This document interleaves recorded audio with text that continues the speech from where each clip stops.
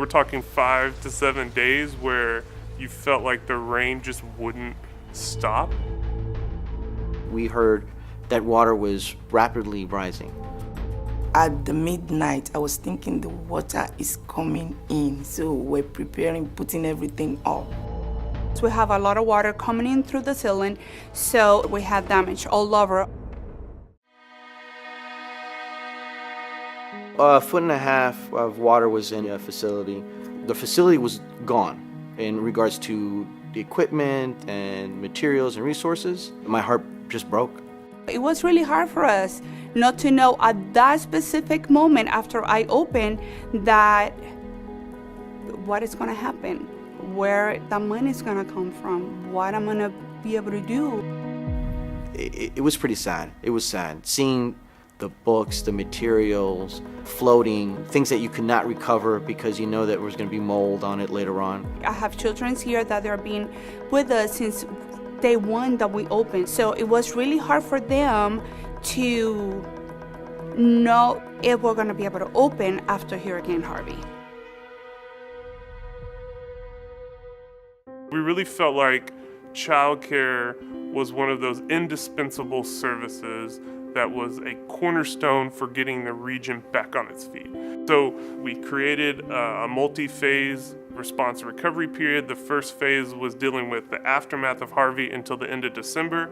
We wanted to make sure we identified damage. We had to bring an entire team on board, create positions for them, and then create instruments where we could get more information from the providers about their damage.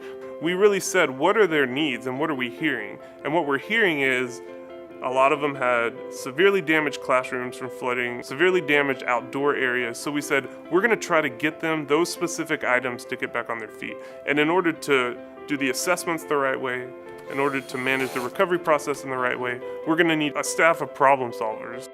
We needed to make sure that there was a basic level of knowledge about how do you create a high quality space. So if we could link really high quality materials to create a high quality learning environment, we had to match that with the knowledge to create that. So our staff said, let's use our Institute for Early Learning online portal to open up a free course. The providers can come to us, take the course. The course is 4 hours. They get on there, finish the course, they show us a certificate, then they get access to the equipment materials that they need to get back on their feet.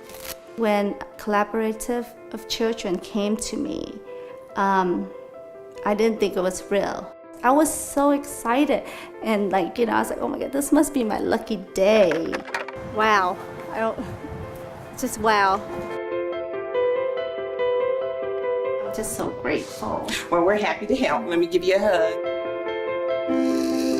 So the process I had to go to with Collaborative for Children was I had to take a training class for our spaces here. After it was approved, they sent us a link where we were able to purchase items for the classrooms and for the school. With this grant that was offered to us, it helped in a very, very big way. Hi, Patricia. Collaborative for Children offered me a variety of assistance. Mentorship, trainings for hurricane preparedness. They offered funding as replacement for the things that I lost here at the daycare. From what we've heard from the providers, this is their livelihood, but they also care deeply about serving these families and making sure these children have a place to go. So they're gonna do whatever they can to get back on their feet. So they're taking on debt, they're putting their own savings into this. They're taking risky loans to get back on their feet. So we alleviated the concern for equipment materials, but we've also created a process for reimbursements. So what your insurance didn't cover, we will come in and say, if you can show us the receipts, we will compensate you for the cost that you incurred to get back on your feet quickly. It was not only me depending of the center. I have teachers, families, children, my own family that they were dependent on us.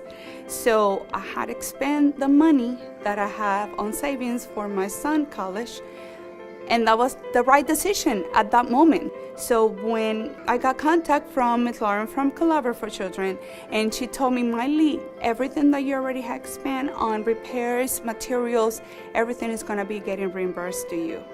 It was emotion that you cannot describe. If we did not have assistance from Collaborative, it would be really very difficult to get back on our feet like this because we did not get any assistance from insurance or government. So I'm really thankful to Collaborative for helping us out. Yes, Thank you so much. Of course, absolutely. It was great to be able to link with them to have those resources and be able to move forward. So it meant so much to me, and I was so grateful that I was able to receive assistance. The end of the year to come and these children to actually get their awards, it means the world to me. During the storm, the water was like above the car at one point. And when we were walking away from the house and to see and to know that the entire first floor, the entire daycare was going to be destroyed, I cried. I cried like a baby. But I knew that we were going to come back. How, I wasn't sure of, but I just knew in my heart we were going to come back. And so when Collaborative stepped forward and helped us out with the grant, that was like a prayer answered. Without her coming to my life at that time, this daycare would have been closed because I was tired and I said, no, I'm no more doing this. But she came at the right time.